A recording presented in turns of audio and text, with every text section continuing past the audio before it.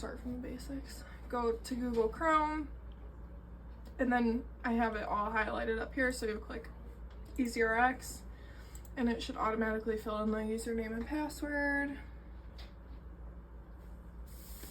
And it takes forever. It does. So first things first, you're gonna go to in-house lab up at in the top bar. So I just made this file, so I went in and changed the tags. So essentially all of these models are gonna have tags on them. So if you hover over, it tells you exactly what we're doing. So for this one, this is for the in-house lab, and this is ready to print. So that means the STL file is already made and it's ready to be put onto the printer and sent through. This one doesn't have a tag because I have not made the STL file yet, so I'm going to go in and attach in-house lab, and the file needs to be edited. So there is no STL file made yet. So I'm going to go ahead and make this model. This one was on hold, but the front desk just let me know that I can go ahead and make this one. So I'm going to put ready to print because I'm about to make the file right now. You can either make that file before, or you can make that tag before or after. Sorry. So you'll scroll down to all the files that are attached, and you're going to see the top two are shell occlusion upper, EasyRx optimized STL, and then like L for the lower, EasyRx optimized file. So for this patient, we are only making a lower 1 millimeter. So I'm going to go to the lower file, and then you're going to click edit. And you can zoom in by just scrolling with the mouse that way or that way. So first, looking at this gets a little confusing, but if you click on that, it closes it down, so it'll take you step by step. So you're going to orient the model first. So you click orient model, and you click 1 molar in between the lower centrals or upper centrals, and then back to the other molar. You have to go in that order. It does not matter what molar you start on, but as long as you click molar, incisors, molar. So once that's oriented, you'll go down to trim and base model. So you'll click regular, thinnest, and chamfer base.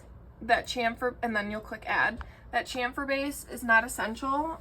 I just like it because it gives you a little slant on the model to pop the model off of the platform. It like makes it a little bit easier. And then you're gonna wait for this.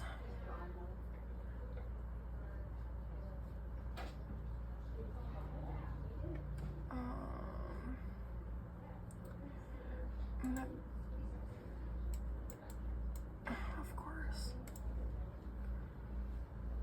So sometimes if it doesn't load, I'll close out of that and I'll go to the file right below that where it says original STL. For some reason, it just sometimes does not like the base on it, so you'll just click the link right below it. And then I'm just gonna start and do the same exact thing.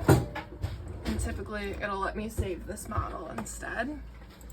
Regular, thinnest, chamfer base, add base. There it goes. So it's gonna tell you all the steps that it's taking. And then now that it has put a base on there for you, I like to turn this to the left on the screen physically, and then you'll go up here to where it says add a label. You click position first label, and then you make 2 dots, and then it sticks the name on there for you. And once you're done with that, you have to hit add label, otherwise it will not add that on there, and you'll print a bunch of models without labels on them. So once that's done, then show them once it's done with the, so it looks like that. You can see it's physically carved into there, and then you'll go up to save model, And then right here, you can type in something, you know, if you have an upper and lower that you need to do. If you wanted to, you could do lower at the end of it.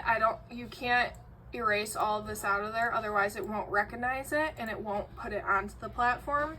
So if you wanted to type something, you would just have to type it onto the lower. So just for the sake of this, we'll do that.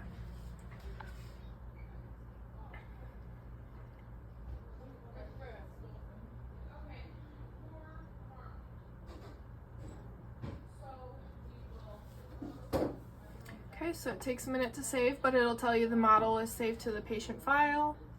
So you can close out of that. And then from here, since I have models that need to be printed, I'm gonna go to, you just hover over EasyRx 3D and you scroll to View STL Print List.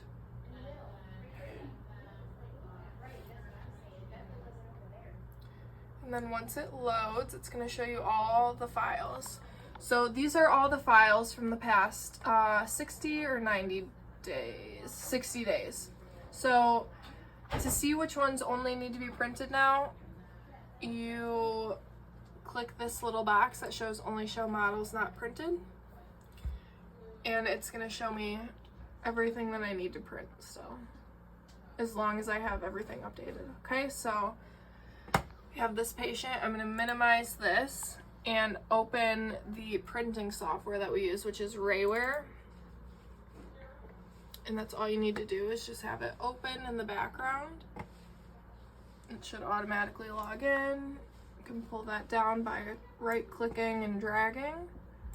And then I'll come back to Chrome. And then you want to go to the column where it says Select.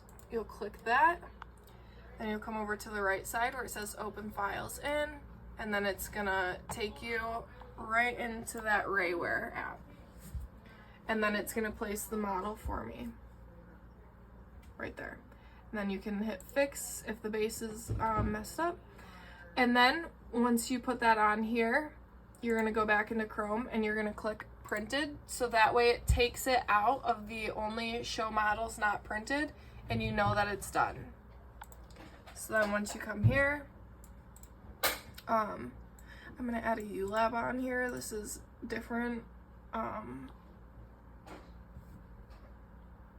So if you were just doing this, where would you go without adding more models? You go to the print, and then you come over to the printer,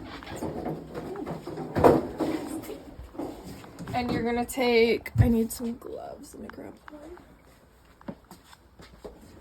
one. And when you're handling resin, you always wanna make sure you have gloves on. And a jacket. And a jacket.